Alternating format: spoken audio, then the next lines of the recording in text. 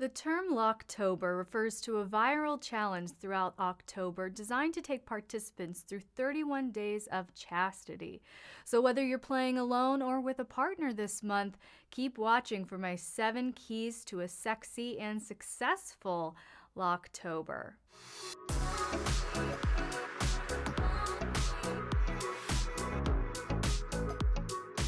If you're new to this channel, hello and welcome. I'm Miss Elle, and I'm so glad you're here. If you enjoy this video, hit like and subscribe and turn on those notifications so you won't miss anything new. And if you find this content helpful, you can support the work that goes into this channel over at my Patreon, patreon.com/LXerotica. And if you go there today, you will find my 31-day chastity calendar, which leads participants through a new area of focus that builds intensity every week as they perform a daily service-oriented task or act of sexual denial.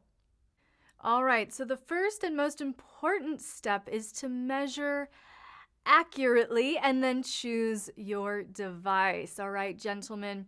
Now, if the measurements that you take are not accurate, every other step in this process will fail, including your physical comfort and safety. So to keep this content YouTube friendly, let's take a look at the 3 proper measurements you need to take using a banana and some cherries. All right. So first thing, gentlemen, you do not want your banana to be firm. Okay. You need to measure your banana's length and width when soft. And for the girth of your banana and cherries, measure from behind the cherries and around. So then you need to decide on what type of cage you want to use. Do you want a fully closed cage or a slightly open cage? And what material do you want for the cage? Silicone is great for beginners as it's the most comfortable, especially for daily wear. Plastic or resin cages are excellent for both beginner and moderate players because they're a good middle ground in both comfort and usage. But metal cages are definitely for more advanced players and those looking for heavier chastity play because these cages are heavier, they're more uncomfortable, and they are definitely designed to push your limits. All right, so now that you have properly measured and purchased your chosen device, it's important that you thoroughly test your cage before you commit to wearing it for a Locktober challenge, okay? Essentially, you want to put it on and take it off a few times, and you want to pay careful attention to especially the following elements. The ease of access. How easy is it to get in and out of the device? How challenging is the locking mechanism? Are there any sharp spots or rough edges that you can feel anywhere? And are there any other lifestyle concerns to consider like work, exercise, etc.? Because really you should find the device that you chose easy to use, remove, clean, and otherwise maneuver. So keep those points in mind. And if during your test you find any issues, stop and double check the fit, making any and all necessary adjustments, okay? The cage should feel comfortable and secure. The cage should not cause any abrasions, pinching, tingling, numbing, or discoloration. Now, it's especially important to note here, gentlemen, if during these tests you find that your cherries are somehow discolored or becoming black and blue, remove the device immediately, okay? Your cherries should look normal, boys, okay? Make sure you protect them. Now, additionally, I want you to consider the following elements to determine whether or not an adjustment or even a new purchase is necessary. Is the device comfortable? It should feel comfortable. Does the device feel like it's slipping? It should feel secure. Does the device rub anywhere? Again, we don't want to cause any chafing or abrasions. How does the ring tightness feel? These are very, very important questions to keep in mind as you are testing and double checking the fit.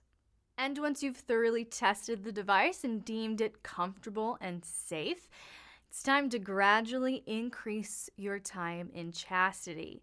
And I say gradually because you do not want to go from free and unencumbered to caged daily for an entire month.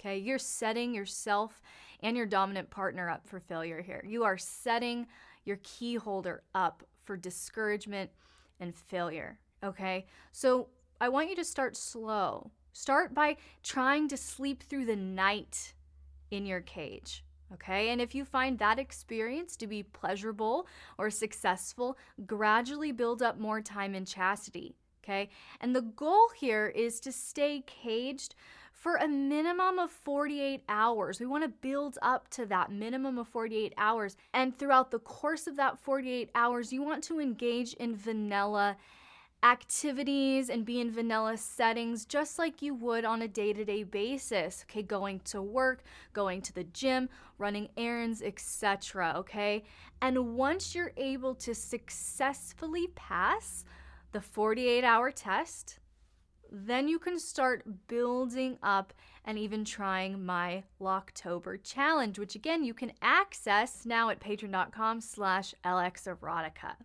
So we've measured, we've chosen the right cage, we've gone through the appropriate tests, we have built up some stamina, and now we're ready to actually proceed with some chastity play. We're ready to put our tried and true cage to the test. And so the next phase here, gentlemen, is to keep calm and lock it up. Now, this can be challenging or downright frustrating if this concept is highly arousing to you.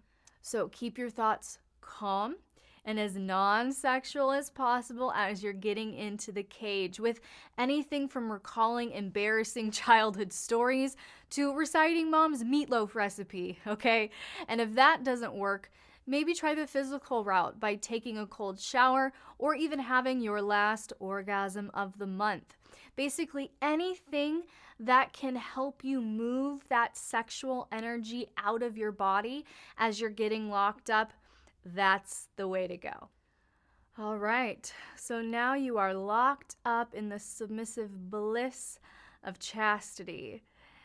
It's time to secure the keys. All right, now, typically, chastity devices include 2 sets of keys for safety purposes. Like if the keys fall into a vent or down a drain by accident, they get lost during play, whatever. Additionally, it's crucial to note that the key holder should not have both sets of keys.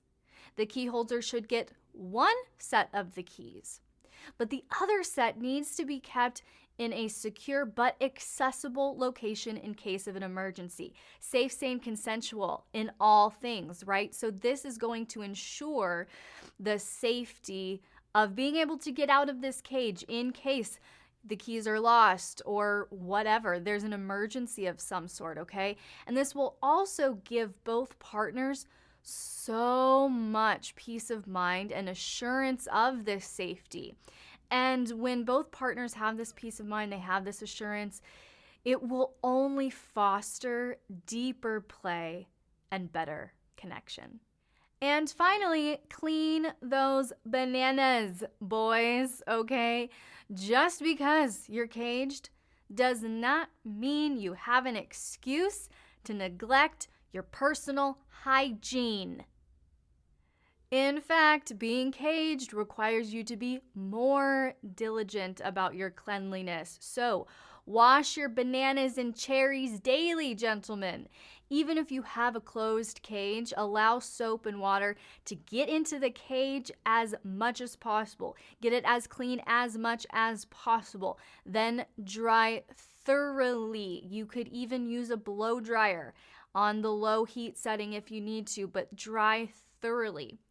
Additionally, to prevent an accumulation of bacteria and a host of subsequent and disgusting problems, completely remove the cage and thoroughly clean both your banana and cherries and the chastity device once a week. Once a week. And ideally, this process should be directed or at least supervised by your key holder to ensure diligence and self-control. All right, so those are my 7 steps to get you started in your Locktober journey, and I would love to know your thoughts, so comment below and let me know. And be sure you're subscribed to this channel and have those notifications turned on, because next week I'm sharing 7 creative chastity games you'll love to play during Locktober.